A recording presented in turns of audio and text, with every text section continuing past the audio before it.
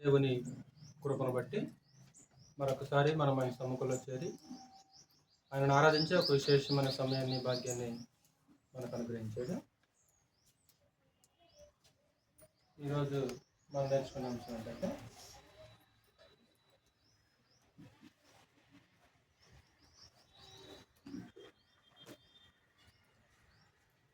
శక్తి కొలది అనే సందేశాన్ని మనం ఆలోచించాలి.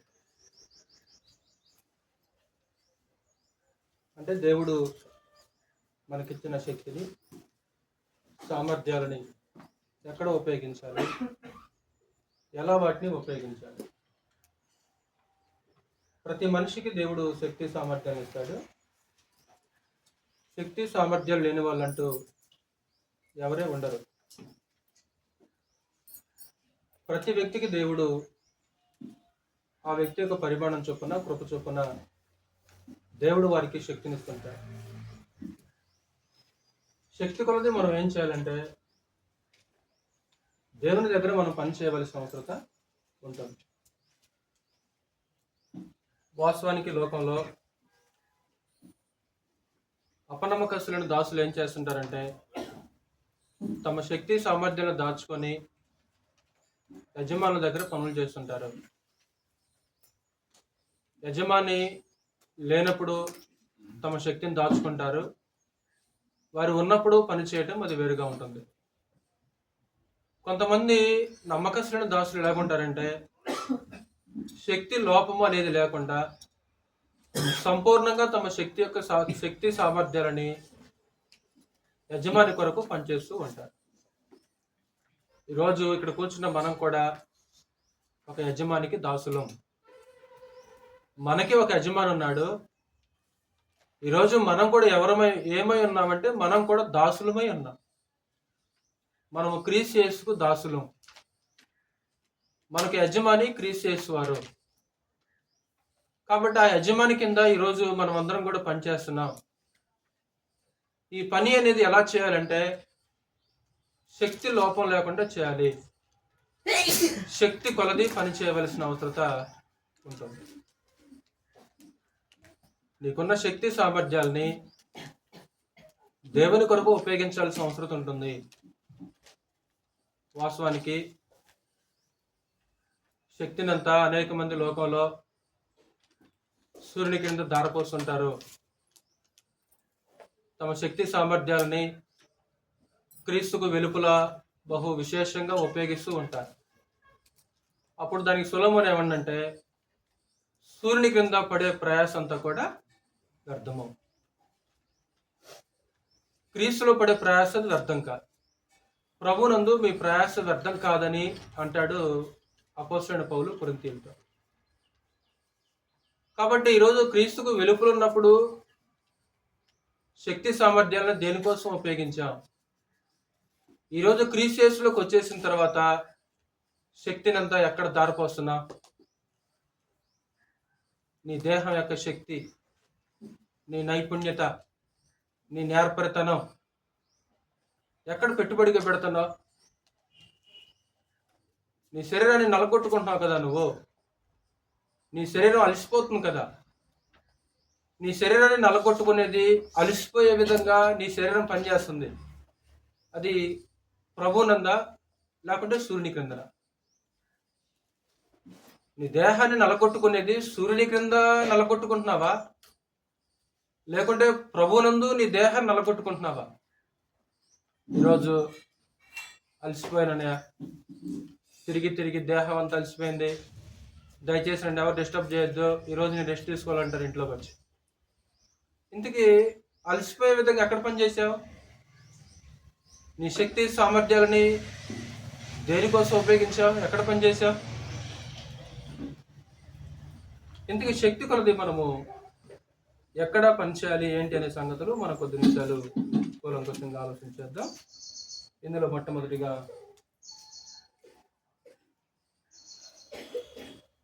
శక్తి కొలది దేవుని సన్నిధిలో పని చేయాలి.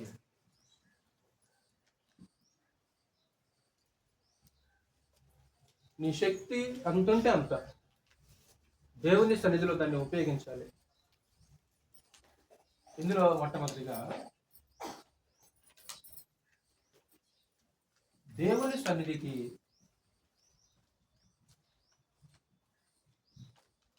సంతోషంతో రావాలి.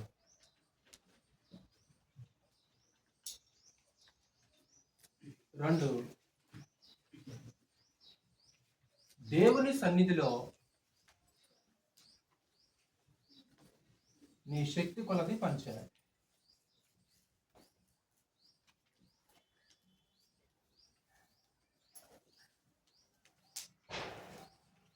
అపనమ్మకస్తులైన దాసులైతేనేమో శక్తిని దాచుకుంటారు. నమ్మకస్తులైన దాసులు అనుకో, వాళ్ళు శక్తిని దాచుకోరు. శక్తిని దాచుకోకుండా వాళ్ళు ఏం చేస్తారంటే తమ శక్తి కొలది వాళ్ళు కష్టపడుతూనే ఉంటారు, వాళ్ళు ప్రయాసపడుతూనే ఉంటారు. దేవుని సన్నిధికి వచ్చేటప్పుడు, ఆయన మందిరానికి వచ్చేటప్పుడు ఎలా రావాలి? 122 కీర్తన చూడండి ఒకసారి. 122 కీర్తనలో దేవుని సన్నిధికి పోదాం అన్నప్పుడు, లేకుంటే వచ్చేటప్పుడు ఎలా రావాలనే విషయాన్ని దావీదు అద్భుతంగా ఒక మాట మాట్లాడుతున్నాడు. ఈరోజు పలానా చోట బైబిల్ క్లాస్ ఉంది, పోదాం రా అన్నప్పుడు నీతో ఎవరన్నా అన్నారనుకో ఆ మాట, నీ మనసులో ఆలోచన ఎలాగుంటాయి? ఎలా రియాక్ట్ అవుతావు నువ్వు? ఈరోజు పలానా దగ్గర బైబిల్ క్లాస్ ఉంది, వాస్తవానికి నీ మట్టుకు నీవు రావాలి దేవుని మందిరానికి. ఒకవేళ ఎవరన్నా నీతో ఆ విషయాన్ని తెలియజేశారనుకో, దేవుని మందిరానికి వెళ్దాం, బైబిల్ క్లాస్కి వెళ్దామని, నీ రియాక్ట్ అంటే నువ్వు ఎలా రియాక్ట్ అవుతావు? దానికి నీ మనసులో ఆలోచనలు ఎలాగుంటాయి? ఒకవేళ ఇదే విషయాన్ని మనం దావీదు దగ్గరికి వెళ్ళి అడిగామనుకో, దావీదు ఎలా రియాక్ట్ అవుతాడు? 122 కీర్తన 1వ వచనం చదువు ఒకసారి. యెహోవా మందిరమునకు వెళ్ళుదుమని జనులు నాతో అనినప్పుడు నేను సంతోషించితిని. దావీదుకి ఎలాగుందంటాక అంటే ఏమన్నప్పుడు ఎవరో అన్నారు దావీదుతో, యెహోవా మందిరమునకు వెళ్ళుదుమని జనులు నాతో అన్నప్పుడు నేను సంతోషించితిని. ఈరోజు బైబిల్ క్లాస్ ఉంది, ఈరోజు బైబిల్ క్లాస్ వెళ్దారా అని ఎవరన్నా నీతో అన్నారనుకో, నువ్వు ఎలా రియాక్ట్ అవుతావు? నీ స్పందన ఎలాగుంటుంది? ఈరోజు పని ఉందని చెప్తావా? లేకుంటే ఈరోజు ఫంక్షన్ ఉందని చెప్తావా? లేకుంటే ఈరోజు నేను బిజీగా ఉన్నానని చెప్తావా? లేకుంటే దావీదులాగా సంతోషంగా మనం కూడా దేవుని యొక్క సముఖానికి రాగలమా? వాస్తవానికి ఒకరినొకరు చెప్పుకోవాల్సిన అవసరం ఉంటుంది. నీ మట్టుకు నీవు దేవుని మందిరానికి రావాలి. లేదా ఒకవేళ ఎవరన్నా నీతో ఆ విషయాన్ని కనుక తెలియజేశారనుకో, నువ్వేం చేయాలంటే సంతోషంతో ఆయన సముఖానికి రావాల్సిన అవసరం ఉంటుంది. వాస్తవానికి సంఘ స్థాపన జరగక ముందే సంఘం యొక్క వాతావరణం గురించి పరమదేవుడు ప్రవక్తల ద్వారా తెలియజేశాడు. యెషయా గ్రంథము 2వ అధ్యాయం, మీకు తెలిసిన మాటలే. యెషయా గ్రంథం 2వ అధ్యాయంలో 3వ వచనం, ఒకరినొకరు చెప్పుకుంటారు అని మాట్లాడుతుంటారు ఇక్కడ. ఆ కాలమున సియోనులో నుండి ధర్మశాస్త్రము, యెరూషలేములో నుండి యెహోవా వాక్కు బయలువెళ్ళును. జనములు గుంపులు గుంపులుగా వచ్చి యాకోబు దేవుని మందిరమునకు, యెహోవా పర్వతమునకు మనము వెళ్ళుదుము రండి. ఆయన తన మార్గముల విషయమై మనకు బోధించును, మనము ఆయన త్రోవలను నడుతుము అని చెప్పుకొందురు. ఒకరినొకరు చెప్పుకుంటారు. ఒకరినొకరు ఏమని చెప్పుకుంటారు? యాకోబు దేవుని మందిరానికి వెళదాం. నెంబర్ 2 ఏం చేస్తాడు? ఆయన తన మార్గముల విషయం బోధిస్తాడు. నెంబర్ 3 మనం ఆయన త్రోవలను నడుతుము అని చెప్పుకొందురు.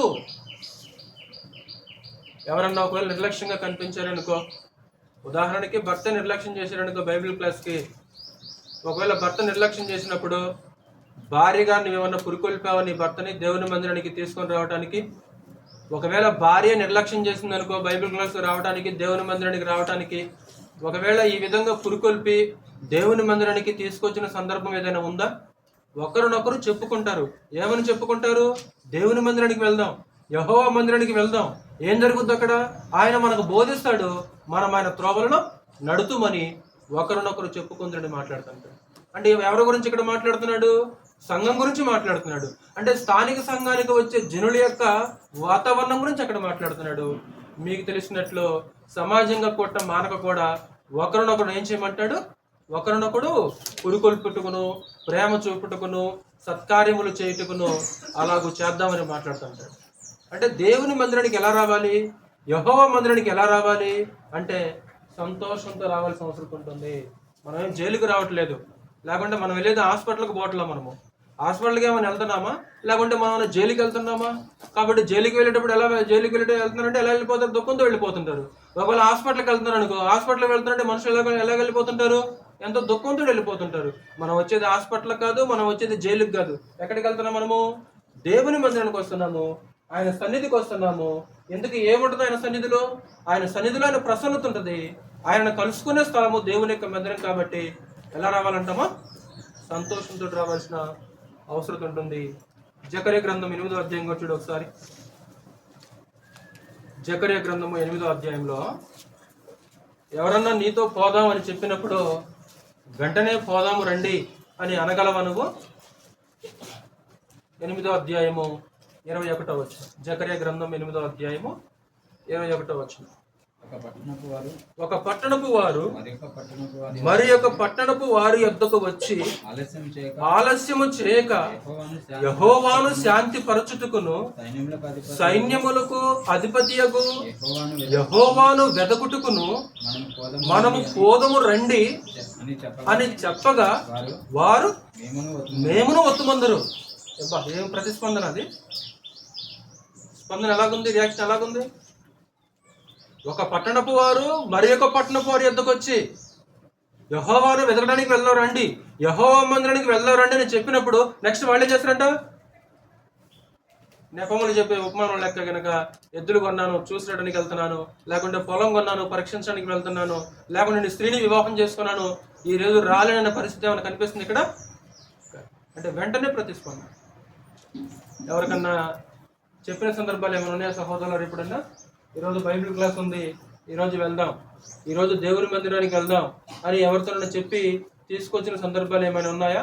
ఒకవేళ నీకు జ్ఞాపకం లేకపోతే ఎవరో చెప్పారనుకో, ఒకవేళ వాళ్ళు చెప్పిన వెంటనే ప్రతిస్పందించేసి దేవుని యొక్క మందిరానికి వచ్చిన సందర్భాలు ఏమైనా ఉన్నాయా?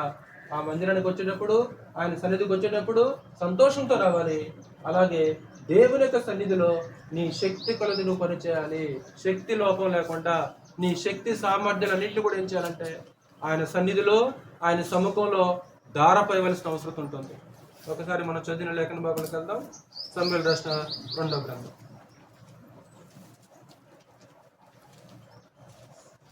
ఇది మందసాన్ని తరలించే సందర్భం. ఇది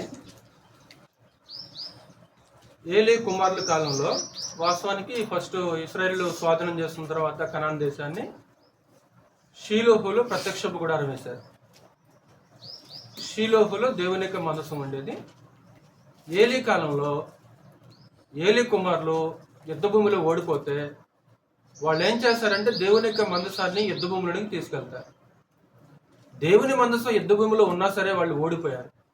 అప్పుడు మందసం పట్టబడుద్ది. ఫిలిస్తీయులు ఆ మందసాన్ని తీసుకొని పోతారు. ఆ మందసము ఫిలిస్తీయుల దగ్గర ఉండటం వలన దేవుడు వాళ్ళని గడ్డల రోగాలతో ముత్తుతాడు. అప్పుడు వాళ్ళు దానికి భయపడి ఆ మందసాన్ని తిరిగి యోధా దేశానికి పంపించేస్తారు.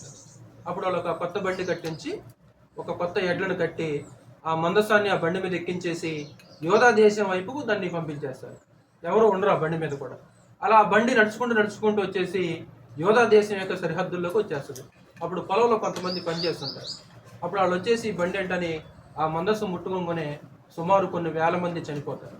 అప్పుడు దానికి భయపడి వాళ్ళు ఏం చేస్తారంటే ఆ మందసాన్ని కిర్యతారీములో అబినాదాబు ఇంట్లో ఆ మందసాన్ని ఉంచుతారు. సుమారు 50 సంవత్సరాలు ఆ మందసం అక్కడే ఉంటుంది. అంటే సౌలు రాజుగా పరిపాలన చేసినంత కాలం కూడా ఆ మందసం గురించి ఆలోచించడం. అప్పుడు దావీదు రాజు అయిన తర్వాత మందసం ఫలానా దగ్గర ఉంది, సౌలు కాలంలో దాన్ని మనం విచారించలేదు, కాబట్టి మనం ఏం చేద్దామంటే వెళ్ళి మందసాన్ని తీసుకొని వద్దామని ఆలోచన చేసి దావీదు ఆ ప్రాంతానికి వెళ్ళిపోతాడు. దావీదు ఫస్ట్లో పొరపాటు చేస్తాడు. వాస్తవానికి చట్ట ప్రకారంగా మందసాన్ని ఏం చేయాలి? కహతీలు భుజాల మీద మోయాలి. కానీ అతను ఏం చేస్తాడంటే ఒక కాడి ఎడవని ఎడ్లను కొత్త జతని ఏర్పాటు చేసి కొత్త బండిని కట్టించి ఆ మందసాన్ని అందులో ఎక్కించేసి వస్తున్నప్పుడు నాకోను కళ్ళం దగ్గరకు వచ్చేసిన తర్వాత ఆ ఎడ్లకు కాలు జారి ఆ మందసం పడబోతున్నప్పుడు ఉజ్జా అనే వ్యక్తి ముట్టుకోపోయినప్పుడు దేవుడు వెంటనే ఆ వ్యక్తిని చంపేస్తాడు. దానికి భయపడి ఆ మందసాన్ని ఏం చేస్తాడంటే గిత్తీడైన ఓబేదెదోము ఇంట్లో దావీదు ఉంచుతాడు. సుమారు కొన్ని నెలలు ఆ మందసం అక్కడే ఉంటుంది. మందసం అక్కడ ఉండటం వలన దేవుడు అతని ఇంటిని ఆశీర్వదిస్తాడు, ఓబేదెదోము ఇంటిని ఆశీర్వదిస్తాడు. తర్వాత కొన్ని తర్వాత దావీదు మరలా పూనుకొని ఆ మందసాన్ని ఏం చేస్తాడంటే ఆ కహతీల భుజాల మీద మోపి ఆ మందసాన్ని తరలించుకుంటూ వచ్చేస్తాడు. ఆ సందర్భాన్ని మనం చదివాం. 6వ అధ్యాయము 10 నుంచి మనం చదివితే, సమూయేలు రాసిన 2వ గ్రంథం 6వ అధ్యాయము 10వ వచనం. యెహోవా మందసమును దావీదు పురములోనికి తన యొద్దకు తెప్పింపనొల్లక గిత్తీడగు ఓబేదెదోము ఇంటి వరకు తీసుకుని అచ్చట ఉంచెను. యెహోవా మందసము 3 నెలలు గిత్తీడగు ఓబేదెదోము ఇంటిలో ఉండగా యెహోవా ఓబేదెదోమును అతని ఇంటి వారినందరినీ ఆశీర్వదించెను. దేవుని మందసము ఉండుట వలన యెహోవా ఓబేదెదోము ఇంటి వారిని అతనికి కలిగిన దానిని అంతటిని ఆశీర్వదించిన సంగతి దావీదునకు వినబడగా. అంటే ఓబేదెదోము ఇల్లు ఆశీర్వదించబడడానికి కారణం ఏంటి?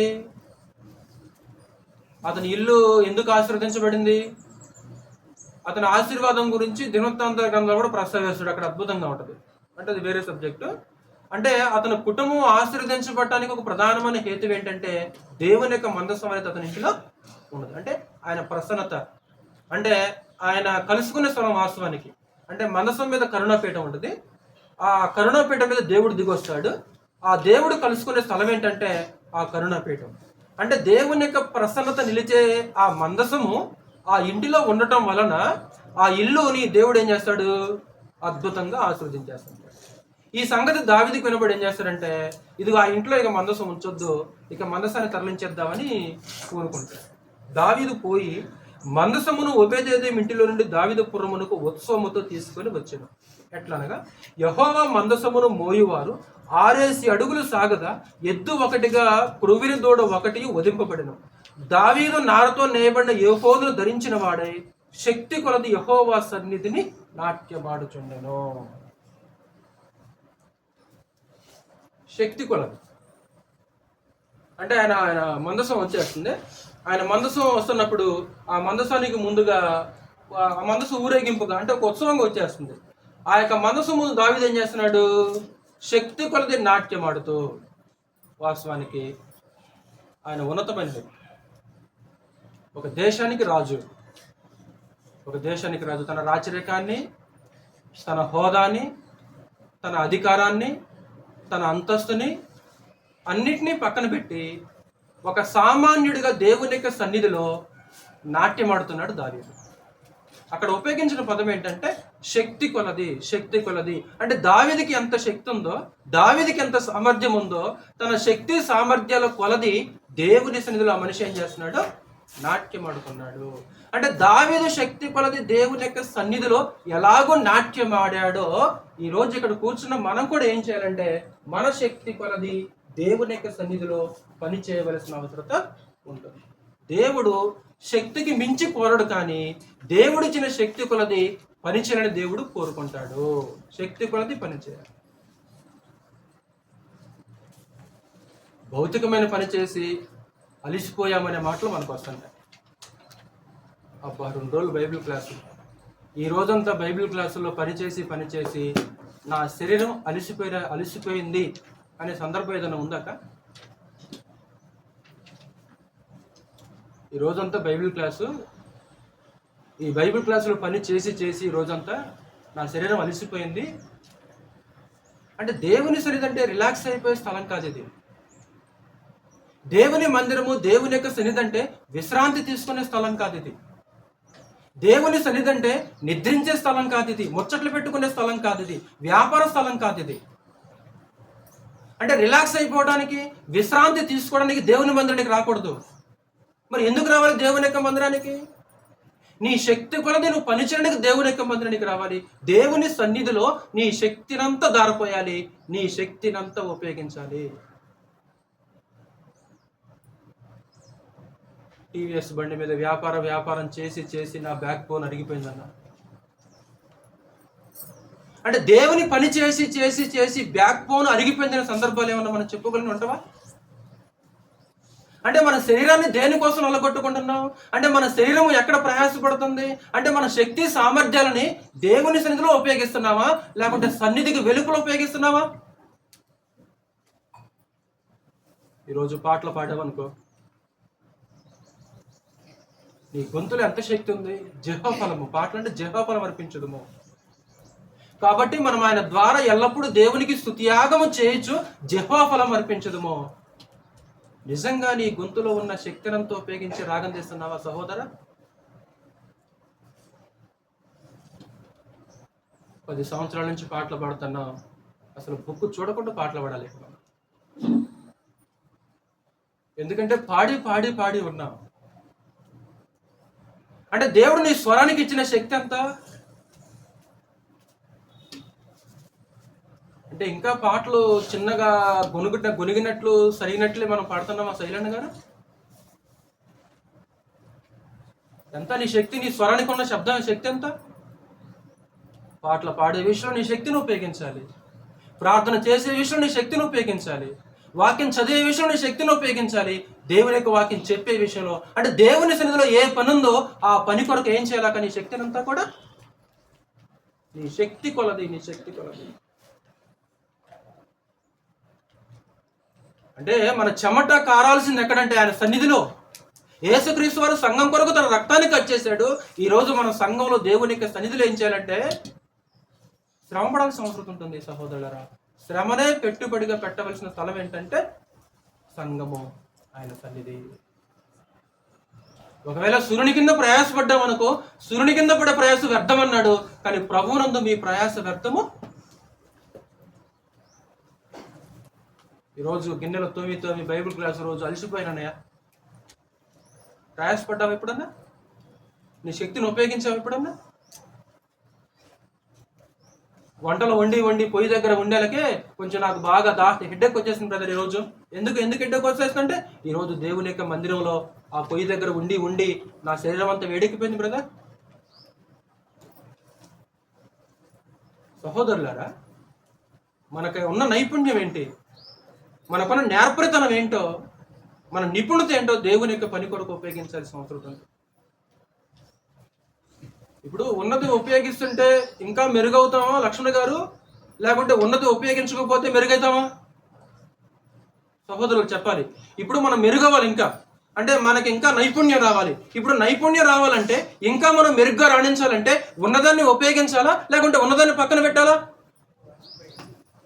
చెప్పాలి. అంటే నైపుణ్యం పెరగాలంటే, ఇంకా మనం మెరుగవ్వాలంటే మనకి ఏ ఉన్నదో దాన్ని ఉపయోగించాలి. ఉపయోగిస్తే మనం ఇంకా మెరుగ్గా రాణించగలము. అవునా కదా? ఇప్పుడు నాకు ప్రార్థన రాదు కాబట్టి నేను ప్రార్థన చేయనంటే ఇంకా ప్రార్థన వస్తుందా సహోదరులారా? ఎలాగొస్తుంది ప్రార్థన? ఎలాగొస్తుంది? అంటే ప్రార్థన చేస్తుంటే ప్రార్థన వస్తుంది అనమాట.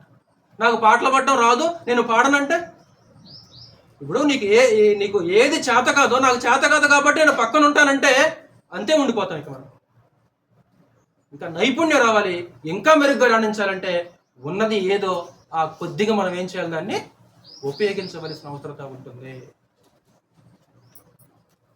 అంటే వాడుతుంటే ఇంకా అది మెరుగవుద్ది. తెలుసు కదా, ఇప్పుడు కత్తి పదును కావాలంటే ఏం చేయాలి సార్? ఏమ్మా, కత్తిపేట కూరగాయలకు వచ్చి కత్తి ఉంది. ఇప్పుడు రోజు కోస్తుంటే అది పొదనెక్కిద్దా, లేకుంటే అది తెగట్లేదు కాబట్టి పక్కన పెడితే పొదనెక్కుద్దా? మరి ఇంకా ఎదగాలి మనం, ఇంకా రాణించాలి, ఇంకా మెరుగవ్వాలంటే వాక్యం చెప్పంటే నేను చెప్పను, పలానా పని చేయంటే అది నాకు చేత కాదు అంటే ఎంతకాలం ఇంకా మనము? నీ శక్తిని ఉపయోగించవలసిన స్థలం ఏంటంటే దేవుని యొక్క సన్నిధి. శక్తి కొలది దావీదు దేవుని యొక్క సన్నిధిలో నాట్యమాడుచుండెను. కట్టుకున్న భార్య హీనపరిచింది చూసి మేకాలు ఏం చేసి తెలుసా? పిచ్చెక్కింది నీకేమన్నా? ఒక సామాన్యుడు బట్టలు విప్పదీసి ఆడినట్లు వాళ్ళు ఆడుతున్నావేంటి? కట్టుకున్న భార్య అండి. అంటే దావీదు ఆ స్థితిని చూసి కట్టుకున్న భార్యే మనసులో హీనపరిచింది, దావీదుని అపహాస్యం చేసింది. ఎందుకంటే ఆ మనిషి సామాన్యుడా? దావీదంటే ఒక మంచి పలుకుబడి హోదా కలిగిన వ్యక్తి. తన గౌరవాన్ని, తన హోదాన్ని, తన రాచరికాన్ని అన్నిటిని పక్కన పెట్టి దేవుని సముఖంలో ఒక సామాన్యుడిగా ఉన్నాడు. దేవుని సన్నిధిలో గౌరవాలు, హోదాలు, రాచరికాలు ఉండవు. దేవుని సన్నిధికి వచ్చేసిన తర్వాత నన్ను ఎవరు గౌరవించలేదు, నాకెవరు కుర్చీ లేదు, నాకెవరు మాట్లాడలేదు, నన్ను పలకరించలేదు అంటే ఎవరి కోసం వస్తున్నాం? గౌరవం కూడా మనం వస్తున్నావా? ఎవరి కోసం వచ్చేది మనం? ఎంత హోదా కలిగిన వ్యక్తి అయినా సరే దేవుని సముఖంలో ఆయన కాళ్ళ దగ్గరకు మనం వెళ్ళిపోవాల్సింది. అంటే ఒక ఉన్నతమైన వ్యక్తి ఎలాగున్నాడు? చదువు ఆ మాటలో, ఆ మేకలు అనే మాట్లాడు ఒకసారి 6వ అధ్యాయము 20వ వచనంలో ఒక మాట మాట్లాడద్దు ఆవిడ. అంటే భార్య అపహాస్యం చేసిందంటే దేవుని సన్నిధిలో ఆ మనిషి ఎలా ప్రవర్తించాడు? ఎంత సామాన్యుడిగా, ఎంత దీనుడిగా ప్రవర్తించాడు దావీదు. చదువు. తన ఇంటి వారిని దీవించుటకు దావీదు తిరిగి రాగా సౌలు కుమార్తెయగు మీకాలు దావీదును ఎదుర్కొన బయలుదేరి వచ్చి హీన స్థితి గల పనికత్తెలు చూచుచుండగా వృద్ధుడొకడు తన బట్టలు విప్పివేసినట్టుగా ఇశ్రాయేలుకు రాజువైన నీవు నేడు బట్టలు తీసివేసి ఎంత ఘనముగా కనబడుతావని అపహాస్యము చేసినందున. ఎవరిని అపహాస్యం చేస్తున్నారు? ఎవరిని అపహాస్యం చేస్తున్నారు? మేకాలు ఎవరు? వాస్తవానికి భార్య ఎవరిని అపహాస్యం చేస్తుంది? భర్తని. ఏం చేసిండని? అంటే శక్తి కొలది దేవుని యొక్క సన్నిధిలో నాట్యమాడు ఆ మనిషి. ఏంటి పిచ్చిపెట్టిందా నీకేమన్నా? ఒకవేళ భర్తలే ఉడుస్తున్నారు అనుకో, పురుషులే ఉడుస్తున్నారు అనుకో, భార్య అపహాస్యం చేయాలి ఉడిసినందుకు?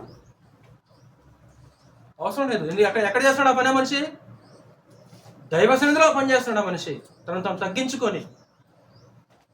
వ్యర్థుడు ఒకడు బట్టలు తీసివేసినట్లుగా. అసలు ఏంటి ఆ పని చేస్తున్నావు? ఇశ్రాయేలుకి రాజు నువ్వు. అప్పుడు ఆ మనిషి సమాధానం అద్భుతంగా ఉంది. చూడండి ఒకసారి 21వ వచనం.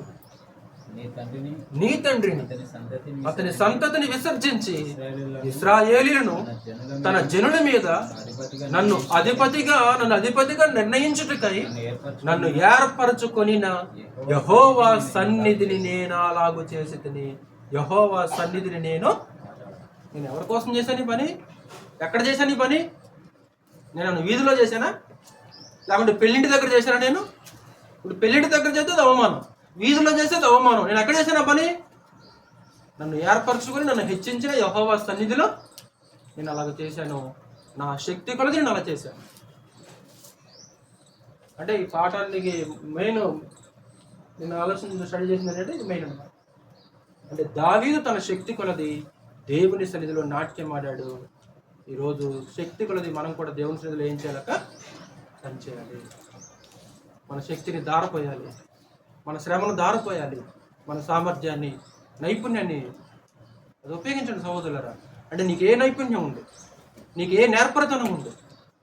ప్రతి వ్యక్తికి ఒక నైపుణ్యం ఉంటుంది, ప్రతి వ్యక్తికి ఒక నేర్పరతనం ఉంటుంది.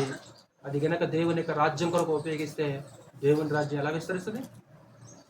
ఆ దేవుని రాజ్యం ఎలా అభివృద్ధి చెందుతుంటుంది? నాకు శక్తి లేదు, నాకు చాలదు. ఇర్మియా ఉన్నాడు, మీకు తెలుసు కదా. ఒకసారి ఇర్మియా గ్రంథము 1వ అధ్యాయం చూడండి ఒకసారి. వాస్తవానికి ఆయన్ని బాల్యంలోనే ప్రవక్తగా నియమించాడు. నియమించినప్పుడు నాకు శక్తి చాలదు అంటాడు.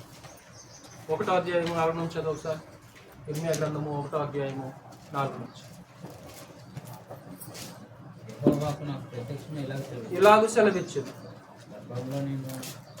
గర్భములో నేను నిన్ను రూపింపక మునిపే నిన్నెరిగి తిని, గర్భము నుండి బయలుపడక మునిపే నేను నిన్ను ప్రతిష్ఠించి తిని, జనములకు ప్రవక్తగా నిన్ను నియమించి తిని. అది ఇప్పుడు ఇర్మియా మాట్లాడుతుంది. అందుకు అయ్యో ప్రభువు యెహోవా చిత్తగించుము, నేను బాలుడనే మాటలాడుటకు నాకు శక్తి చాలదు, నాకు శక్తి చాలదు. ఎన్నిసార్లు చెప్పుకుంటాం మనం కూడా ఈ మాటలు? నాకు చాలదు, నా చేత కాదు, నేను చేయలేను. ఆయన తెలియదా నీకు శక్తి ఉందో లేదా? నిర్మాణం చేసి ఇచ్చినానికి తెలియదా? నిర్మాణం చేసింది ఆయన, ఆ శక్తి సామర్థ్యాలను పెట్టింది ఆయన. ఆయనకు తెలియకుండా నీకు అప్పగించేస్తున్నాడా? ఇప్పుడు ఇర్మియా ఏంటో, ఇర్మియా కంటే ఎవరు తెలుసు ముందు? దేవుని తెలుసు. కానీ ఆయన ఏమంటాడంటే నాకు శక్తి చాలదు. అంటే ప్రతి విషయంలో తమ్ముడు సహోదరులారా, పాటలు కానీ, ప్రార్థన కానీ, వాక్యం కానీ చదవటమా లేకుంటే వినటమా? ఉపమానాలు చెప్పేటప్పుడు కూడా మార్కు సువార్తలో ఒక మాట అన్నాడు, వారు వినుటకు శక్తి కలిగిన కొలది ఆయన వాక్యం బోధించని మాట్లాడుతుంటాడు. వినుటకు శక్తి కలిగిన కొలది అంటే వెంట ఎంత ఓపిక ఉందో, వాళ్ళు ఓపిక ఉన్నంతసేపు యేసు బోధిస్తూనే ఉన్నాడు. వాళ్ళు శక్తి కొలది వాళ్ళు ఏం చేశారు? వింటూనే ఉన్నారు. వాళ్ళు వింటూనే ఉన్నారు. ఈరోజు మనకు గంట ఎక్కువ అయిపోయింది అనుకో, మనం అలసిపోతాం, వినలేము. మనం అలసిపోతాం, వెంటనే నిద్ర వచ్చేస్తాం, మనకి అలసిపోతాం. మనం వాళ్ళకి వినే విషయాలు ఎంత శక్తి ఉందో, ఆ వినుటకు శక్తి కలిగిన కొలది ప్రభువైన యేసు వారు వాక్యం బోధిస్తూనే ఉన్నాడు. కాబట్టి నీ శక్తి సామర్థ్యాలని ఎక్కడ ఉపయోగించాలి రాజు?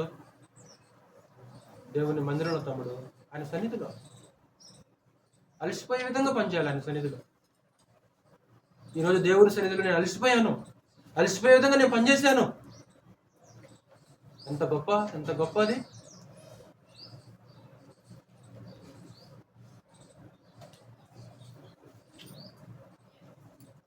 రెండవది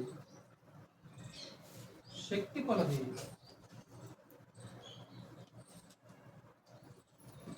దేవునికి ఇవ్వాలి. పని చేసే విషయంలో శక్తి కొలది, ఇచ్చే విషయంలో కూడా శక్తి కొలది. అందరికీ ఒకే స్కేల్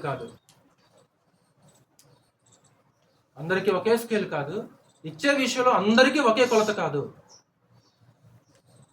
ఎలాగివ్వాలి? ద్వితీయోపదేశ కాండము 16వ అధ్యాయం. ద్వితీయోపదేశ కాండము 16వ అధ్యాయం. 17వ వచనం చదువు ఒకసారి. 16వ అధ్యాయం 17వ వచనం. వారు వట్టి చేతులతో యెహోవా సన్నిధిని కనబడక, నీ దేవుడని యెహోవా నీకు అనుగ్రహించిన దీవెన చొప్పున ప్రతి వాడును తన శక్తి కొలది ఇయ్యవలెను. కాబట్టి దేవుని సన్నిధికి వచ్చేటప్పుడు వట్టి చేతులతో రాకుండా దేవుడు ఇచ్చిన దీవెన ప్రకారంగా తన శక్తి కొలది ఇయ్యవలెను. ఒకే కొలత, ఒకే స్కేల్ కాదు.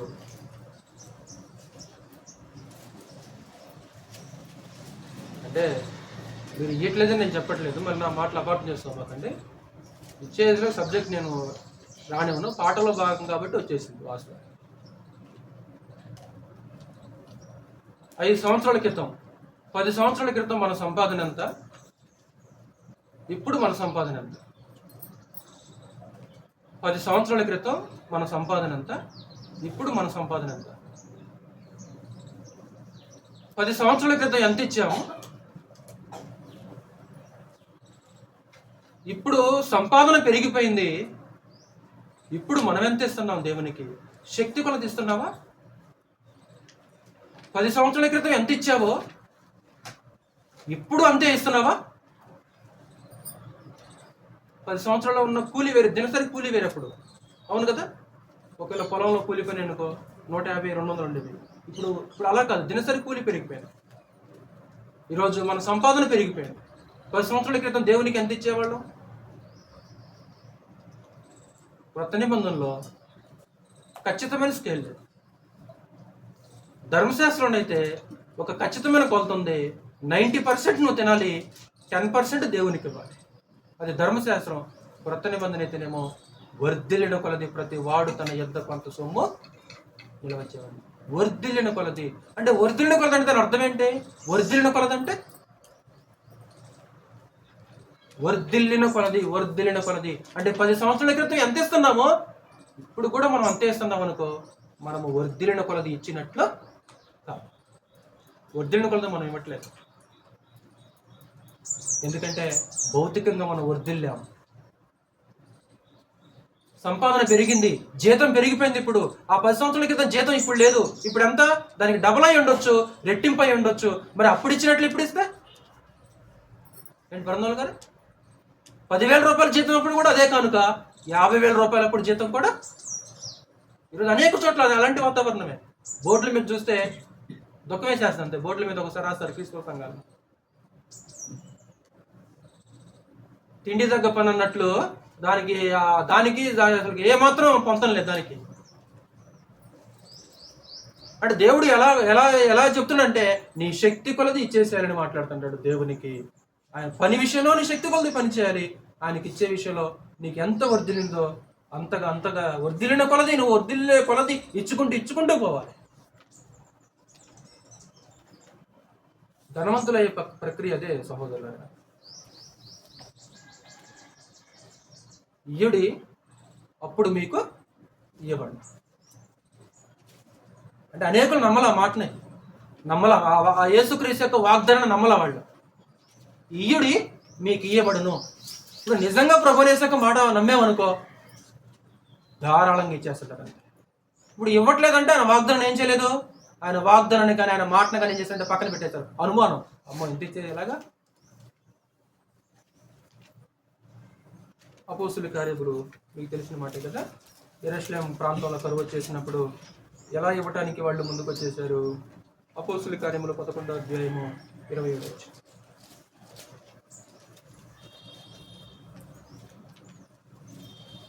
అపోస్తుల కార్యములు 11వ అధ్యాయము 27వ వచనం. ఆ దినముల యందు ప్రవక్తలు యెరూషలేము నుండి అంతియోకియకు వచ్చారు.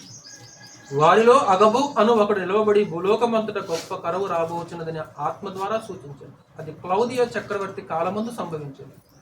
అప్పుడు శిష్యులు ప్రతి వాడును తన శక్తి కొలది యోదయలో కాపురమున్న సహోదరులకు సహాయము పంపుటకు నిశ్చయించుకును. ఎలాగంట? శక్తి కొలది.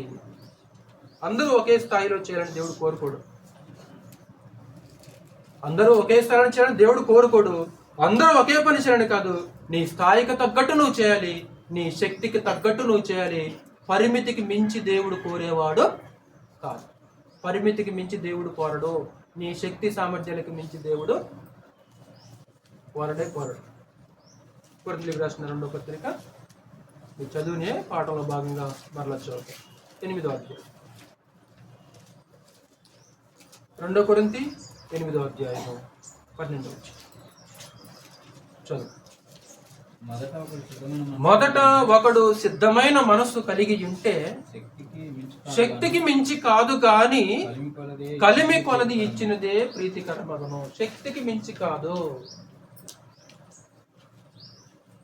అన్ని తలకాలకి ఒకటే వేస్తే ఎలాగా? శక్తి లేని వాళ్ళు ఉంటారు, శక్తి ఉన్న వాళ్ళు ఉంటారు. శక్తి ఉన్న వాళ్ళు ఏం చేయాలి? శక్తి ఉన్న వాళ్ళు ఏం చేయాలంటే దానికి తగ్గట్లు ఇచ్చేసేయాలి. ఒకవేళ శక్తి లేని ఉన్నాడు అనుకో, దానికి తగ్గట్లు అంటే నీ శక్తి ఎంత ఉందో అంత, ఏమాత్రం దాచుకోకుండా శక్తి కొలది. మించి కోరట్లేదు దేవుడు, శక్తికి మించి కాదు కానీ ఎక్కువ దేవుడు కోరుకోడు.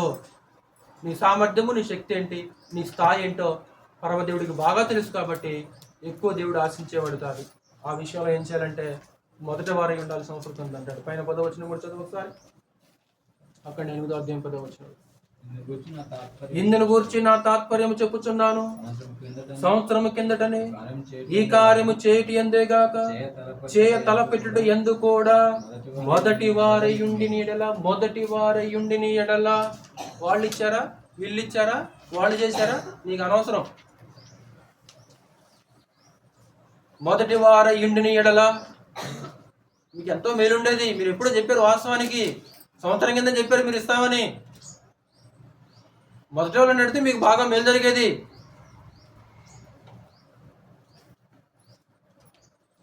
శక్తి కొల మరొక అద్భుతమైన విశేషమైన సందేశం ఏంటంటే సహోదరులారా, శక్తికి మించి చేసిన వారు ఉన్నారు కదా. చేసిన వారున్నారు.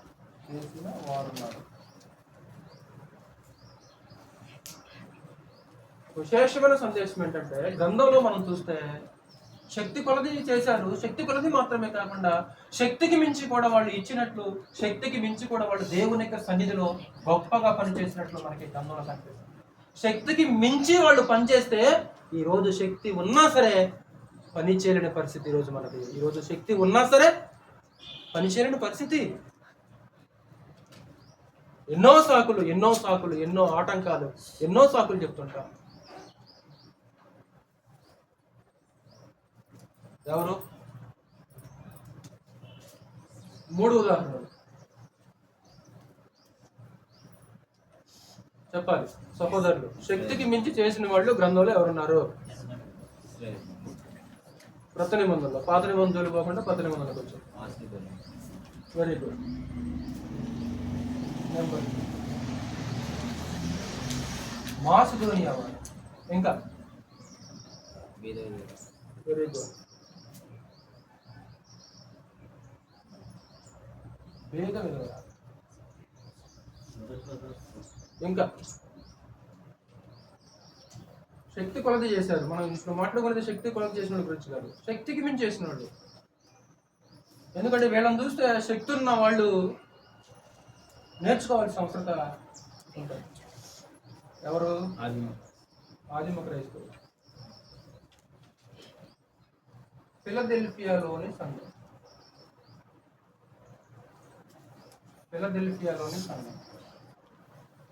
వీళ్ళకి శక్తి కొంచెమేనంట, కానీ పని మాత్రం అద్భుతంగా చేశారని మాట్లాడుతుంటాడు యేసుక్రీస్తు. మీకు తెలిసిన ఉదాహరణలే, కొత్త మర్మాలు రహస్యాలు ఏం కాదు, పాటల్లో భాగంగా జ్ఞాపకం చేస్తారు. భేద విధులకు గుర్తొస్తుందా? ఆనికేసినట్లు.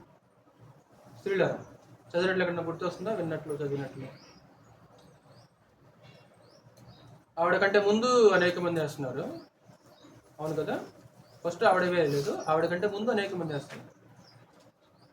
వాళ్ళేమో మిగిల్చుకొని ఇచ్చేవాళ్ళు కొందరు. ఇంతకీ ఆవిడ ఉన్నదానిలో సగం ఇచ్చిందా, కొంచెం ఇచ్చిందా, మొత్తం ఇచ్చిందా?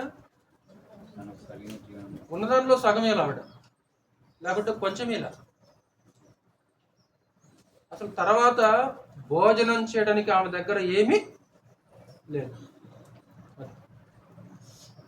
భోజనం చేయడానికి ఆవిడ దగ్గర ఏమీ లేదు. 2 కాసులే. దాన్ని మూల భాషలో లెప్టా అని పిలుస్తారంట. లెప్టా, 2 రాగి కాసులు అన్నాడు మూల చరిత్ర. 2 కాసులు.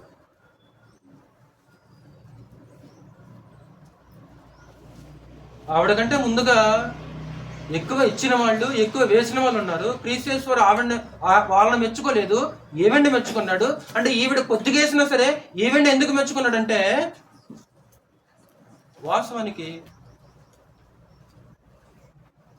సహజంగా మాట్లాడే ఒక మాట ఏంటంటే, మాకు లేదు బ్రదర్, ఉంటే ఇచ్చేవాళ్ళు ఉంటారు కొంతమంది.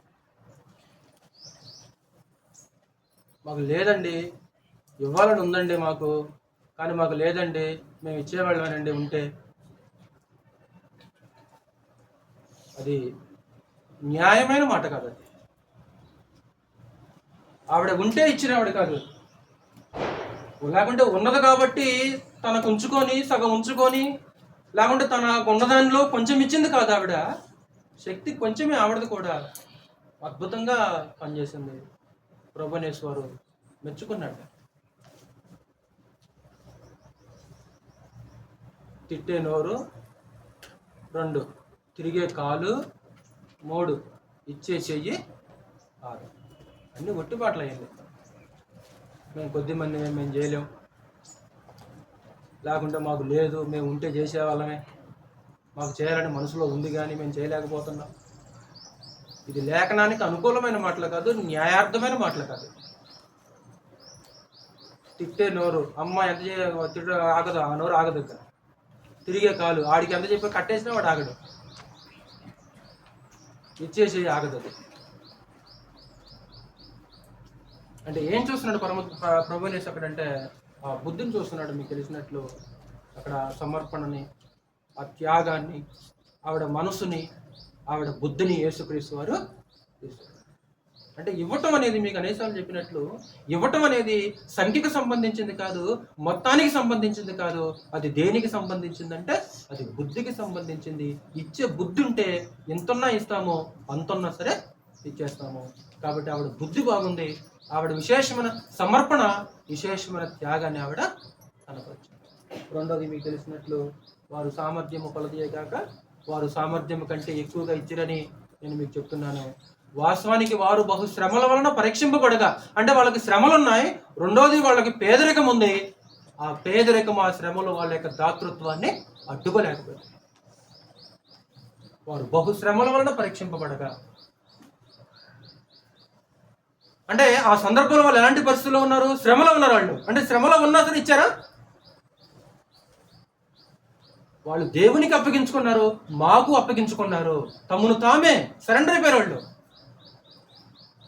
వారి దాతృత్వాన్ని, వారు ఇచ్చే గుణాన్ని పేదరికం ఏం చేయలేకపోయింది. శ్రమలు కూడా వారిని ఏమీ చేయలేకపోయింది. ఎలాగిచ్చారా పౌలు అంటే సామర్థ్యం కొలది ఇచ్చారా పౌలు?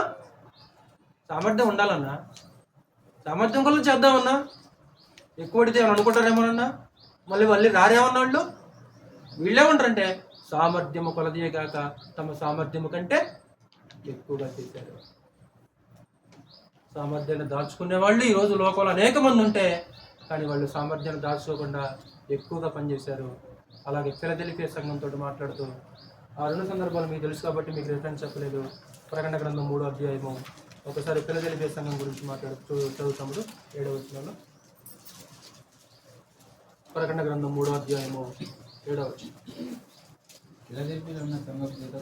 ఇలాగు రాయుము, దావీదు తాళపు చెవి కలిగి ఎవడను వేయలేకుండా తీయవాడును, ఎవడను తీయలేకుండా వేయువాడునైనా సత్యస్వరూపియగు పరిశుద్ధుడు చెప్పు సంగతులేమనగా, నీ క్రియలు నేను ఎరుగుదును, నీకున్న శక్తి కొంచెమయ్యుండినను నీవు నా వాక్యమును గైకొని. శక్తి ఎంత నీకుంది? ఎంత శక్తి ఉంది నీకు? కొంచెమే. చేసిన పనంతా ఎలా చేయగలిగావు నువ్వు? నీకున్న శక్తి కొంచెమై ఉండినను. అంటే ఎందులో వాళ్ళకి శక్తి తక్కువ ఏంటంటూ మనం ఆలోచించడానికి, ఫిలదెల్ఫియాలో ఉన్న స్థానిక సంఘానికి శక్తి తక్కువ అంట. ఏ విషయంలో? ఒకవేళ బహుశా అంటే మనం ఆలోచించడానికి, ఒకవేళ వాళ్ళ సంఖ్యలో తక్కువ కావచ్చు. 2, ఆర్థికంగా తక్కువ కావచ్చు. ఒకవేళ వాళ్ళ సంఖ్యలో తక్కువేమో, అంటే కొద్దిమంది మెంబర్స్ ఏమో వాళ్ళు. ఒకవేళ ఆ మెంబర్స్ అయినా సరే ఒకవేళ ఆర్థికంగా చాలా చిన్నవాళ్ళేమో. అంటే కొంచెం శక్తిని వాళ్ళు ఏమాత్రం కూడా సాగ్గా చూపించలేదు. కొంచెం శక్తిని వాళ్ళు సాగ్గా చూపించలేదు. కొంచెములో వాళ్ళు ఏం చేయగలరో అది చేసి చూపించారు. కొంచెములో ఏం చేయగలరో అది చేసి చూపించేశారు. కాబట్టి దేవుడు అధికంగా కోరడు సహోదరులారా, ఇచ్చిన వాటిని ఉపయోగిస్తే చాలు. దేవుడికి ఏ శక్తి సామర్థ్యాలు ఇచ్చాడో వాటిని ఉపయోగిస్తే చాలు. మాకు కొంచెమే ఉంది, మేము కొద్దిమందిమే కదా, మేమేం చేయగలం అనేవాళ్ళు లోకంలో ఉంటారేమో, కానీ ఈ ఫిలదెల్ఫియా స్థానిక సంఘం అలా కాదు. మనం కొద్దిమందిమే కదా, మనం 10 మందిమే కదా, మనం ఏం చేయగలం? ఊరగా ఆ పని చెబుతాడు, ఈ పని చెప్పి ఆ పని చేయాలంటాడు, ఈ పని చేయాలంటే మనల్ని ఆడైద్ది. మన ఉంది ఎంతమంది? 10 మందివి. తిప్పి ఎత్తే 10 మంది లేవు. మనం ఎలా చేయగలం? అలా అనుకోవాలి వాళ్ళు. ఒకవేళ ఆర్థికంగా సంఖ్యలో, ఒకవేళ సామాజికంగా సమాజంలో ఒకవేళ తక్కువ వాళ్ళేమో, శక్తి కొంచెమై ఉన్నా సరే అద్భుతంగా వాళ్ళు నిలబడ్డారు. అసలు బాప్తిస్మ ఇచ్చే యోహాను ఏమంటే 2 ఉంటేనే ఒకటి ఏమంటాడు. గుర్తొస్తుందా మాటలు? బాప్తిస్మ ఇచ్చే యోహాను తన దగ్గరకు వచ్చిన వాళ్ళకి సామాన్య జనులు వచ్చారు, తర్వాత సుంకరులు వచ్చారు, తర్వాత పరిచయులు వచ్చేసి, పరిచయుల శిష్యులు వచ్చేసారు కొంతమంది. ఆ ముగ్గురు 3 ప్రశ్నలు వేస్తారు. ఆ 3 ప్రశ్నలకి యోహాను సమాధానం చెబుతాడు. సామాన్య జనులు ఒక ప్రశ్న వేస్తాడు, అయ్యా మరి మేమేం చేయాలన్నప్పుడు 2 అంగీలు గలవాడు లేని వాడికి 2 ఉంటేనే ఒకటి ఏమన్నాడు. 2 ఉన్నాయి మన దగ్గర, 2 జతల బట్టలే ఉన్నాయా? అంటే అర్థం చేసుకుంటే ఆలోచన. 2 ఉంటేనే ఒక టీం అంటే ఇప్పుడు మనకున్న శక్తి ఎంత, మనకున్న సామర్థ్యం ఎంత? రెండోది ఆహారం కూడా అలాగే చేయాలంటాడు వ్యవహారం. అక్కడ ఆహారం కూడా అలానే చేయండి. మీకు ఎంత ఆహారం ఉందో అది లేని వాళ్ళకి కొంచెం ఆహారం పెట్టేసేయండి.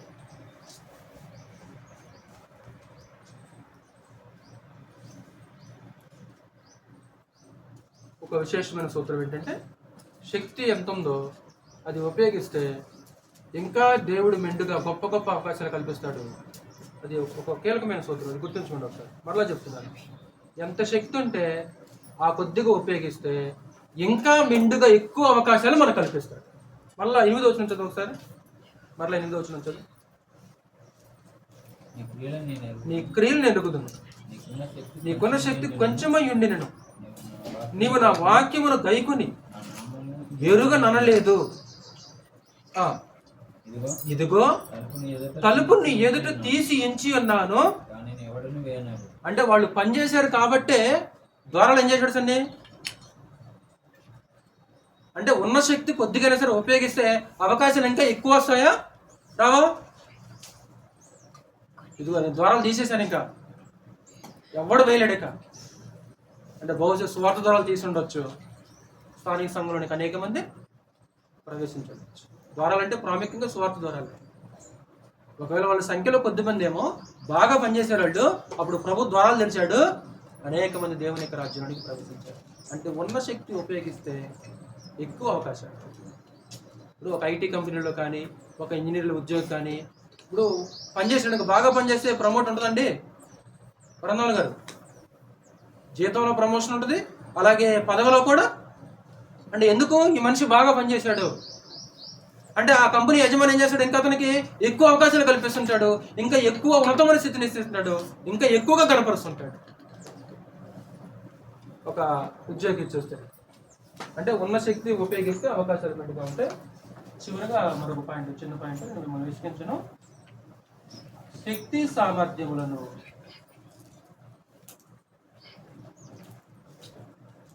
దాచుకోకూడదు. అతి ప్రాముఖ్యంగా దేవుని దగ్గర, ఆయన సన్నిధిలో.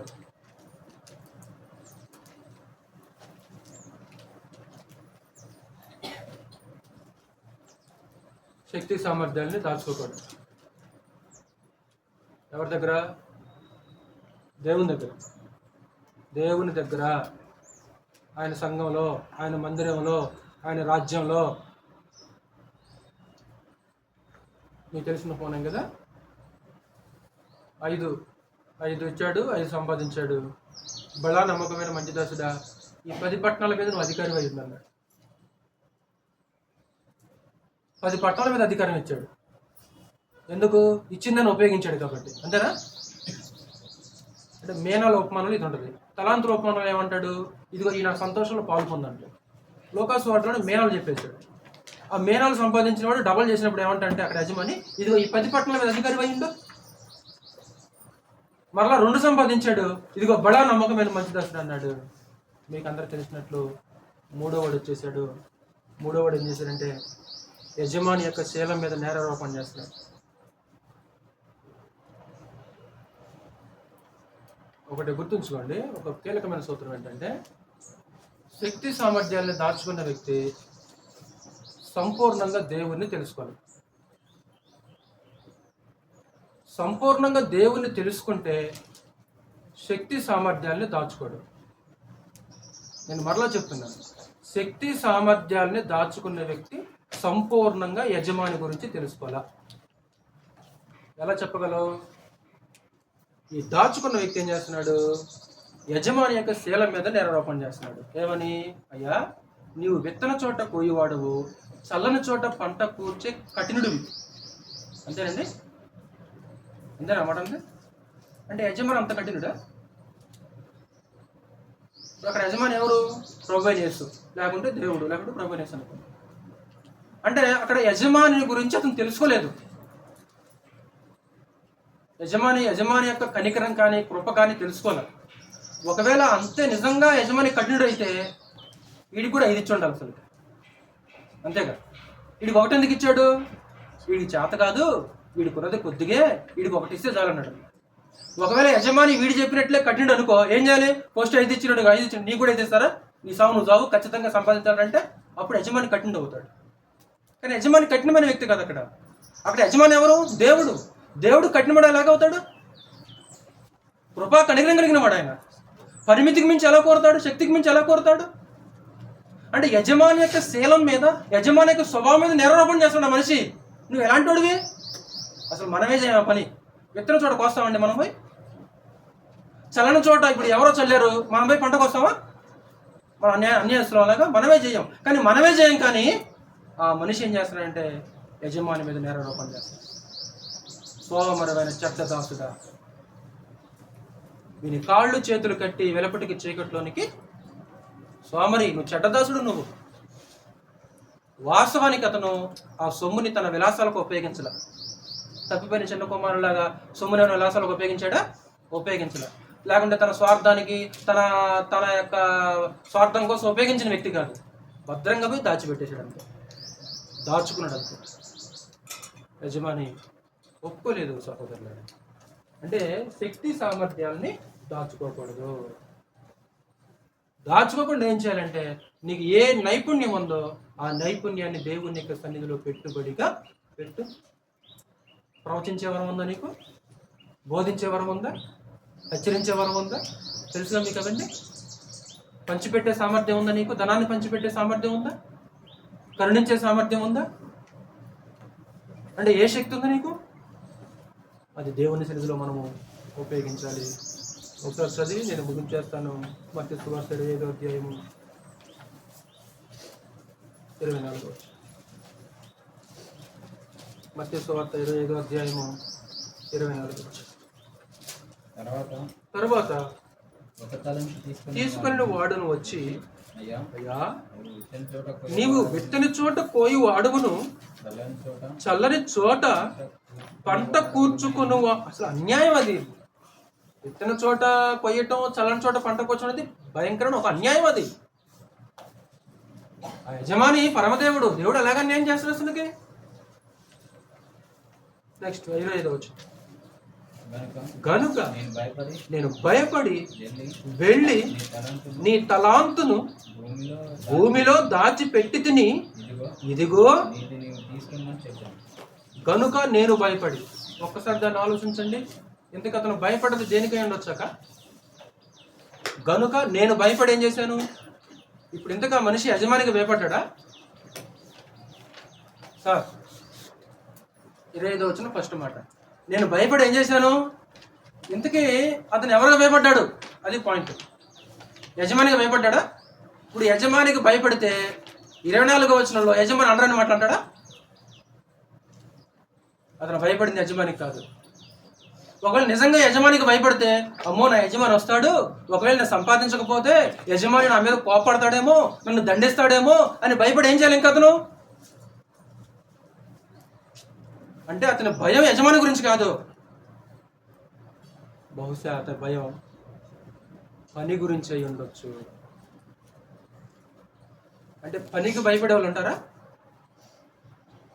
భౌతికంగా పని కూడా భయపడే వాళ్ళు ఉంటారు. భౌతికంగా పనికి భయపడే వాళ్ళు ఉంటారు. నాకు తెలిసి అతని భయము యజమాని గురించి కాదు. ఒకవేళ భయపడితే యజమాని అందరిని మాట్లాడాడు అలాగా ధైర్యంగా.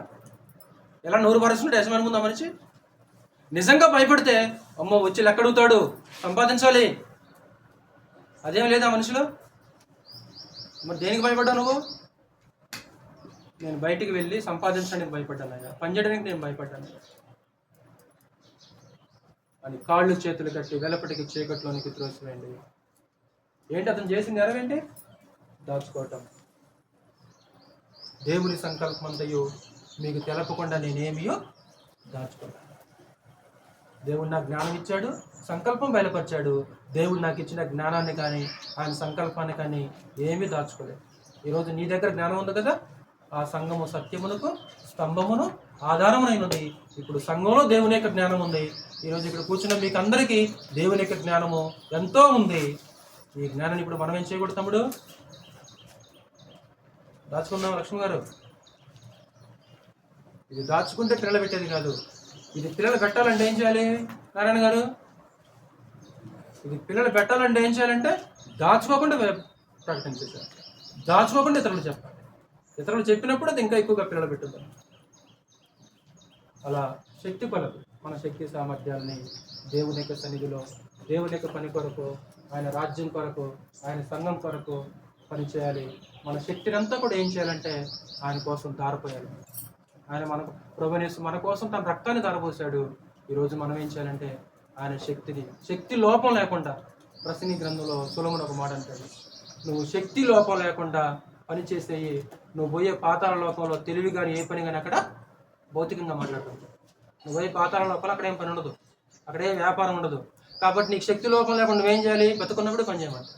అలాగే శక్తి లోపం లేకుండా అది దాచుకోకుండా దేవుని యొక్క సన్నిధిలో మనము పనిచేయాలని వేడుకుంటూ చెప్తున్నాను. ఒకసారి బోర్డు తెలుసుకోండి. ఒకసారి శక్తి కొలది దేవుని యొక్క సన్నిధిలో పనిచేయాలి. దేవుని యొక్క సన్నిధికి వచ్చినప్పుడు ఎలా రావాలంటాడు? సంతోషంతో. యెహోవా మందిరానికి వెళ్దామని జనులు నాతో అన్నప్పుడు దావీదు యొక్క ప్రతిస్పందన ఎలాగుంది?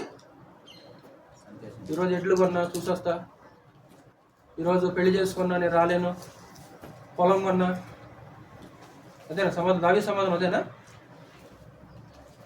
జకర్యా గ్రంథంలో కూడా యెహోవా దగ్గరికి వెళ్దామని ఒక పట్టణం పోరు ఇంకో పట్టణం చెబుతారంట. వాళ్ళ స్పందన ఏంటి? పోదాం రండి, వెళ్దానండి. ఎప్పుడన్నా నీతో ఆ మాట అంటే బైబిల్ క్లాస్కి వెళ్దాం, ఇదిగో పలానా కూడికి వెళ్దాం అన్నప్పుడు నీ ప్రతిస్పందన ఎలాగుంది? ఆయన సన్నిధిలో ఏం చేయాలి? శక్తి కొలది పనిచేయాలి. తన శక్తి కొలది దావీదు తన రాచరికాన్ని, హోదాన్ని, అధికారాన్ని, పలుకుబడిని అన్నింటిని పక్కన పెట్టి ఒక సామాన్యుడిగా ఆ మందిరం ఊరేగింపుగా వచ్చేస్తుంటే మందసము అలా వీధుల్లో నాట్యమాడుకుంటూ వచ్చేస్తాడు. అపహాస్యం చేసింది భార్య, నేను ఎవరి దగ్గర చేశాను అనుకున్నావు? ఇదిగో యెహోవా సన్నిధిలో ఇలా చేశాను. ఏం చేశాను? నా శక్తి కొలది నేను చేశాను. ఈరోజు మనం కూడా యెహోవా సన్నిధికి వచ్చేస్తున్నాము. ఆయన సన్నిధిలో మనం కూడా శక్తి కొలది పనిచేయాలి. అలాగే శక్తి కొలది దేవునికి ఇవ్వాలి. పరిమితికి మించి ఆయన కోరడు. అలాగే శక్తికి మించి చేశారు వాళ్ళు. శక్తి కొలది మాత్రమే కాదు, శక్తికి మించి ఇంకా ఎక్కువగా చేశారు. ఒక విధవరాలు కానీ, ఒక మాసిదోనియా వారు కానీ, అలాగే ఫిలదెల్ఫియాలో ఉన్న స్థానిక సంఘము కొంచెమే కానీ అద్భుతంగా వాళ్ళు పనిచేశారు. ప్రభువైన యేసు వాళ్ళకి ఇంకా అవకాశాలు ఇచ్చేశాడు, ద్వారాలు తెరిచేశాడు, వాళ్ళ సంఘాన్ని అద్భుతంగా స్థిరపరిచేశాడు. ఒక వాగ్దానం కూడా చేశాడు. ఇక్కడ భూనివాసులంతటి మీదకి ఒక శోధన రాబోతుంది, ఆ శోధనలో ఖచ్చితంగా నేను కాపాడుతానని వాగ్దానం చేశాడు ప్రభువైన యేసు. అంటే ఒక భయంకరమైన శోధన వస్తుంది భూమి మీదకి. ఆ శోధన కన్నా నేనేం చేస్తాను? నిన్ను కాపాడుతాను. ఎందుకండి వాగ్దానాలు? ఏం చేశారు వాళ్ళు? అంటే వాళ్ళు గొప్పగా పనిచేశారు కాబట్టి ఎన్నో వాగ్దానాలు ఆ స్థానిక సంఘానికి ప్రభువైన యేసు వారు చేశారు. శక్తి సామర్థ్యాన్ని దాచుకోకూడదని సంగతి నేర్చుకున్నాం. శ్రద్ధగా వాక్యాన్ని మీ అందరికీ ప్రభువైన యేసు నామమున తెలియజేస్తున్నాను.